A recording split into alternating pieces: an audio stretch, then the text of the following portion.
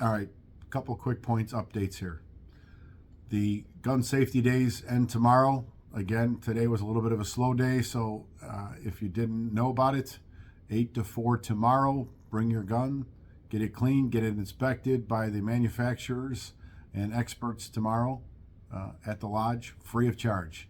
You should be allowed, if you request to go down to the lodge and you're on duty, make sure if you're off duty, you bring your ID so we know you are a CPD member. We've had some issues with the health screenings. On that note, the health screenings will conclude this week also. The link to sign up is on the website. It's on the Facebook page. It is open to all active CPD members.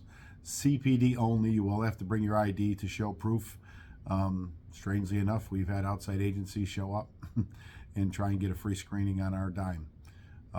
But again, all ages, either tier, doesn't matter. We're trying to fill up the openings that are still left for Thursday and Friday before this concludes.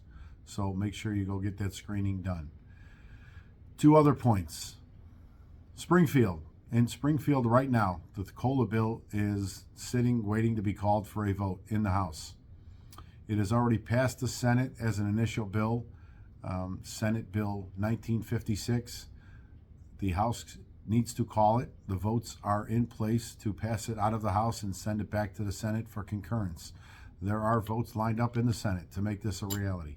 If it does not get called, it will not get called for one simple reason. Mayor Brandon Johnson made phone calls and asked the Senate and House leadership, Speaker, to hold the bill until the veto session in the fall. We had a conversation last week on this very topic, and he made that request to me personally, and I told him we were not going to do that, that this has been kicked down the road far too many times. Promises have been made, never upheld. The right thing has never been done. We positioned ourselves in this session to get this bill passed.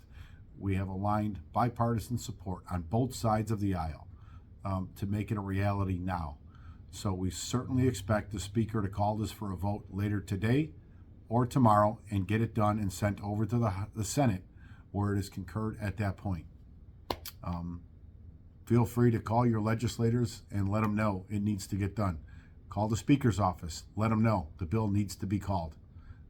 I know the mayor is putting pressure on the Speaker and the Senate President to stall and push it to the veto session, but that's unacceptable from our position. Again, we were pretty clear that the spring session was when it needed to be done.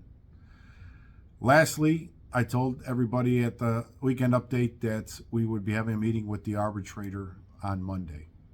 The results of that was simple. The arbitrator will be going on a 50th wedding anniversary party for himself and his wife to Europe, so he will not be available till mid-June.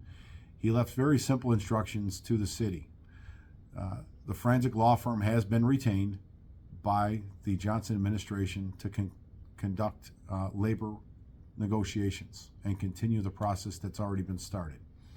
According to the forensic law firm, there has not been a briefing yet to the mayor and his team about where we stand with the arbitration and negotiation process for Lodge 7.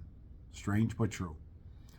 The arbitrator was very clear that there was two proposals that he wanted to address, and he was ready to issue interim awards on two issues unless the city showed cause. Well, that kind of hearing went a little sideways Monday, and it changed slightly. Where it's at is here, and I do have permission to tell you this. He is ready to issue an interim award on a retention bonus for senior officers with 20 years or more on the job, an annual bonus for the next at least 3 years to try and incentivize officers to stay instead of leaving. He was pretty clear with the city that that is going to be one thing he is going to issue an award on if we don't come to an agreement while he is gone between the city and the lodge. The other topic he was going to issue an award on, and will, is arbitration for termination. Instead of just the police board, you'd have the option of going to an arbitrator or the police board.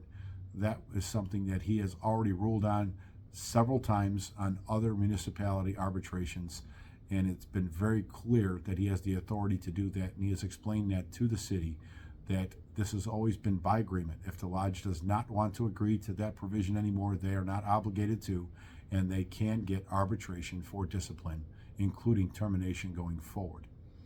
The city's position has been no for a long time. When they now realize, because the arbitrator who is hearing this has issued awards as such, that they're kind of between a rock and a hard place, their last and final proposal now came with a hybrid solution. Again, they really didn't have much choice here, but their solution, the short version was, an officer would continue the process of going to the police board, and if the police board upheld the termination, you can then file for binding arbitration at that point and have an arbitrator rehash and litigate the police board case in theory, but with a much different burden of proof. The police board historically has been a railroad job. The hearing officers have constantly rejected evidence to be considered and denied it, witnesses to be called and denied it. Their burden of proof has seemed to shift from innocent until proven guilty to guilty until proven innocent.